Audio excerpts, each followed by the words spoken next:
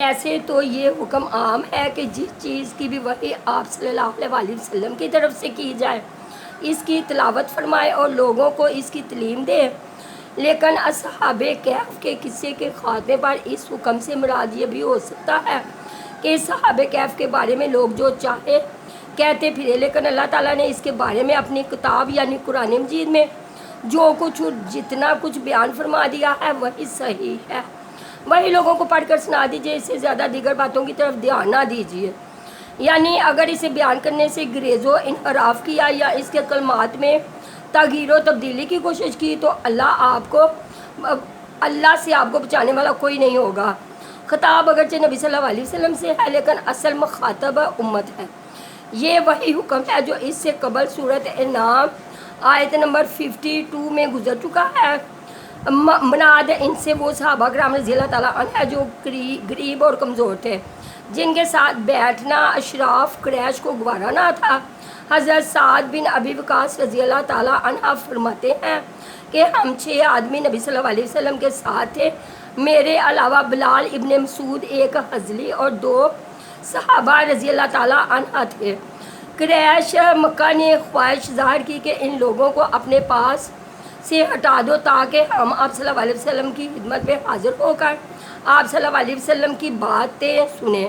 نبی صلی اللہ علیہ وسلم کے دل میں آیا کہ شاید میری بات سننے سے ان کے دلوں کی دنیا بدل جائے، لیکن اللہ تعالیٰ نے سختی کے ساتھ ایسا کرنے سے منع فرمایا۔ حدیث صحیح مسلم فضائل الصحابہ باب الفضل، یعنی ان کو دور کر کے آپ صحابہ اشرف و اہل غنی کو اپنے قریب کرنا چاہتے تھے۔ فراتن، اگر فرات سے ہو تو معنی ہوں گے حد سے متجاوز، اور اگر تفرید سے ہو تو معنی ہوں گے ان کا کام تفرید پر مبنی ہے جس کا نتیجہ ضیاع اور ہلاکت ہے۔ قرآن کے انداز بیان کے مطابق جہنمیوں کے ذکر کے بعد اہل جنت کا تذکرہ ہے تاکہ لوگوں کے اندر جنت حاصل کرنے کا شوق و رغبت پیدا ہو۔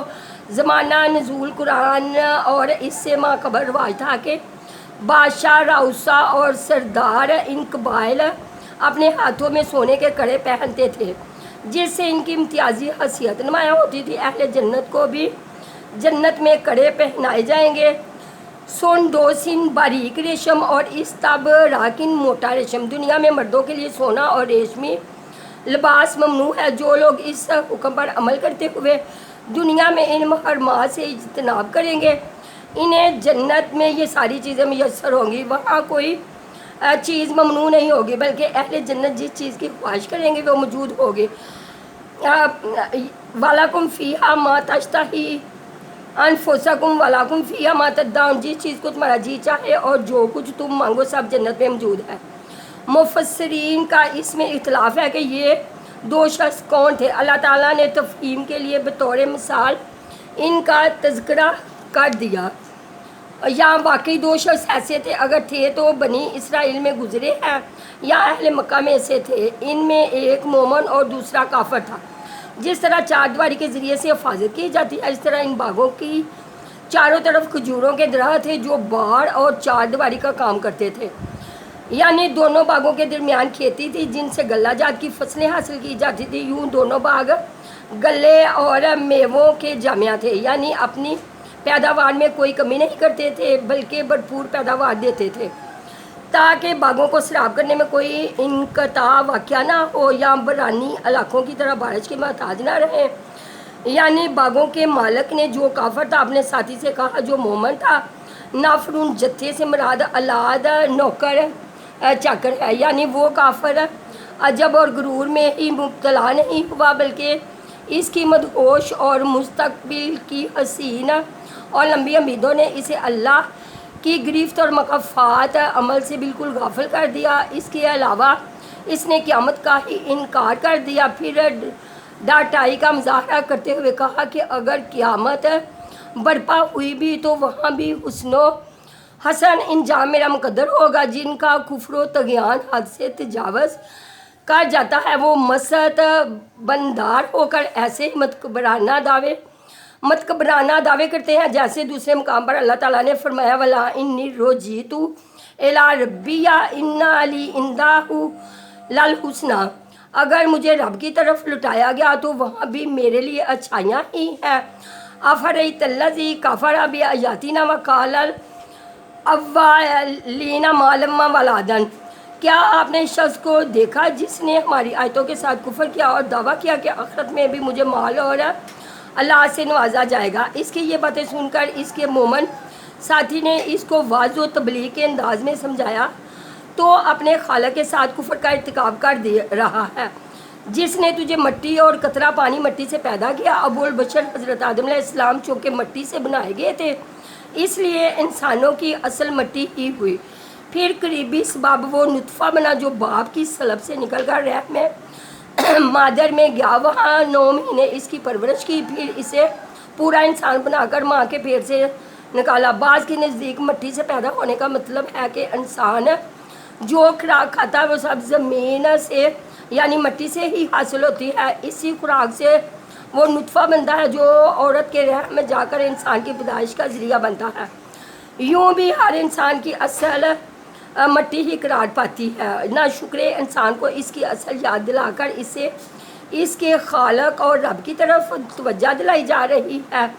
گو کہ تو اپنی حقیقت اور اصل پر غور کر اور پھر رب کے ان احسانات کو دیکھ جو تجھے اس نے دیے، اور اس عمل تخلیق میں کوئی اس کا شریک اور مددگار نہیں۔ یہ سب کچھ کرنے والا صرف اور صرف اللہ تعالیٰ ہی ہے جس کے ماننے کے لیے تو تیار نہیں۔ اور کس قدر یہ انسان نہ شکرہ ہے، یعنی میں تیری طرح کی بات نہیں کروں گا بلکہ میں تو اللہ کی ربوبیت اور اس کی وحدانیت کا اقرار و اعتراف کرتا ہوں۔ اس سے بھی معلوم ہوتا ہے کہ دوسرا ساتھی مشرک ہی تھا۔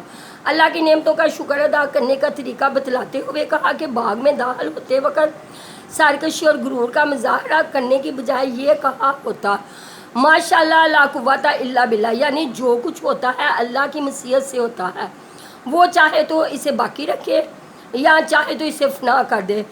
اس لیے حدیث میں آتا ہے کہ جس کسی کو مال اولاد یا حال اچھا لگے تو اسے ماشاء اللہ لا قوت الا باللہ پڑھنا چاہیے، دنیا میں یا آخرت میں یا دنیا آخرت دونوں جگہوں پر۔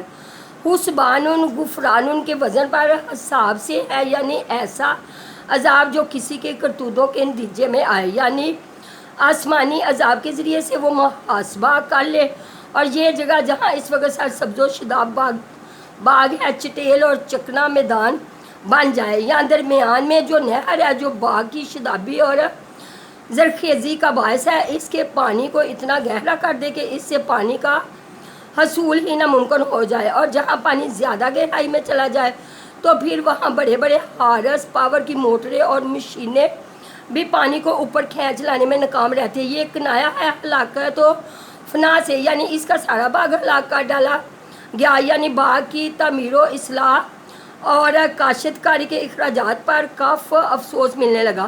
ہاتھ ملنا کنایا ہے ندامت سے، یعنی جن جتھوں چھپڑوں اور انگوروں کی بیلیں تھیں وہ سب زمین پر آ گئی اور انگوروں کی فصلیں تباہ ہو گئی۔ اب اسے احساس ہوا کہ اللہ کے ساتھ کسی کو شریک ٹھہرانا، اس کی نعمتوں سے فیض یاب ہو کر اس کے احکام کا انکار کرنا اور اس کے مقابلے میں سرکشی کس طرح بھی ایک انسان کے لیے زیبا نہیں۔ لیکن اب حسرت و افسوس کرنے کا کوئی فائدہ نہیں تھا۔ اب پچھتائے کیا جب چڑیا چگ گئی کھیت۔ جس جتھے پر اس کا ناز تھا وہ بھی اس کے کام نہیں آیا، نہ وہ خود ہی اللہ کے عذاب سے بچنے کا کوئی انتظام کر چکا۔ ولا آیات ان کے معنی موالات اور نصرت کے ہے، یعنی اس مقام پر ہر مومن و کافر کو معلوم ہو جاتا ہے کہ اللہ کے سوا کوئی کسی کی مدد کرنے پر اور اس کے عذاب سے بچانے پر قادر نہیں۔ یہی وجہ ہے کہ پھر اس موقع پر بڑے بڑے سرکش اور جبار بھی اظہار ایمان پر مجبور ہو جاتے ہیں۔ گو اس وقت کا ایمان نافع اور مقبول نہیں، جس طرح قرآن نے فرعون کی بابت نقل کیا ہے کہ جب وہ غرق ہونے لگا تو کہنے لگا آمنت انہ لا الہ الا الذی آمنت بہ نبأ اسرائیل وانا من المسلمین۔ سورہ یونس آیت نمبر 90۔ میں ایمان لاتا ہوں کہ جس پر بنی اسرائیل ایمان لائے اس کے سوا کوئی معبود نہیں اور میں مسلمانوں میں سے ہوں۔ دوسرے کفار کی بابت فرمایا گیا جب انہوں نے ہمارا مذہب دیکھا تو کہا بسم اللہ وحدہ واحد پر ایمان لائے اور جن کو ہم اللہ کے شریک ٹھہراتے تھے ان کا انکار کرتے ہیں۔ سورۃ مومن آیت نمبر 84۔ اگر ولایت واو کے کسرے کے ساتھ ہو تو پھر اس کے معنی حکم اور اختیارات کے ہیں، جیسا کہ ترجمے میں یہی معنی اختیار کیے گئے ہیں۔ ابن کثیر یعنی وہی اپنے دوستوں کو بہتر بدلہ دینے والا اور حسن عاقبت سے مشرف کرنے والا ہے۔ اس آیت میں دنیا کی بے ثباتی اور ناپائیداری کو کھیتی کی ایک مثال کے ذریعے سے واضح کیا گیا ہے کہ کھیتی میں لگے ہوئے پودوں اور درختوں پر جب آسمان سے بارش برستی ہے تو پانی سے مل کر کھیتی لہلہا اٹھتی ہے، پودے اور درخت حیات شاداب ہو جاتے ہیں، لیکن پھر ایک وقت آتا ہے کہ کھیتی سوکھ جاتی ہے پانی کے عدم و دستیابی کی وجہ سے یا فصل پک جانے کے سبب۔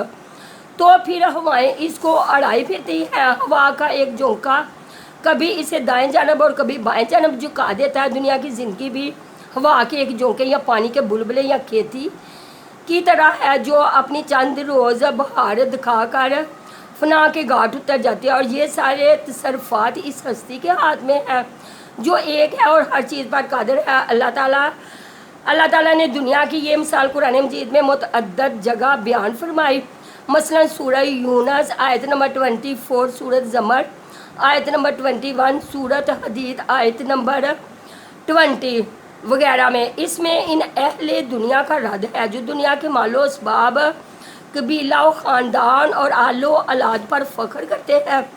اللہ تعالیٰ نے فرمایا یہ چیزیں تو دنیائی ہیں، یعنی یہ چیزیں فانی عارضی زینت ہے، آخرت میں یہ چیزیں کچھ کام نہ آئیں گی۔ اسی لیے اس سے آگے فرمایا کہ آخرت میں کام آنے والے عمل تو وہ ہیں جو باقی رہنے والے ہیں۔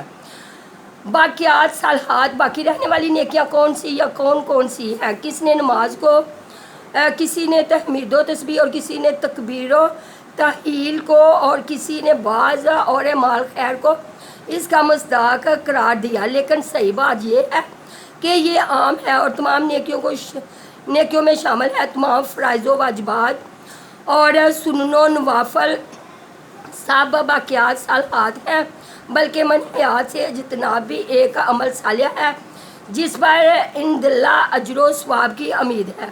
یہ قیامت کے ہولناک اور بڑے بڑے واقعات کا بیان ہے۔ پہاڑوں کو چلائیں گے کا مطلب پہاڑ اپنی جگہ سے ہٹ جائیں گے اور دھنی ہوئی روئی کی طرح اڑ جائیں گے۔ وَتَكُونَ الْجِبَالُ كَالْعِهْنِ الْمَنْفُوشِ، سورۃ قاریہ آیت نمبر 5۔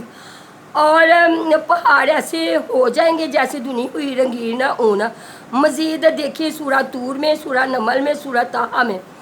زمین سے جب پہاڑ جیسی مضبوط چیزیں ختم ہو جائیں گی تو مکانات، درخت اور اس طرح دیگر چیزیں کس طرح اپنا وجود برقرار رکھ سکیں گی؟ اسی لیے آگے فرمایا تو زمین کو صاف کھلی ہوئی دیکھے گا، یعنی اولین و آخرین، چھوٹے بڑے، کافر و مومن سب کو جمع کریں گے۔ کوئی زمین کی تہہ میں پڑا نہ رہ جائے گا اور نہ قبر سے نکل کر کسی جگہ چھپ جائے گا۔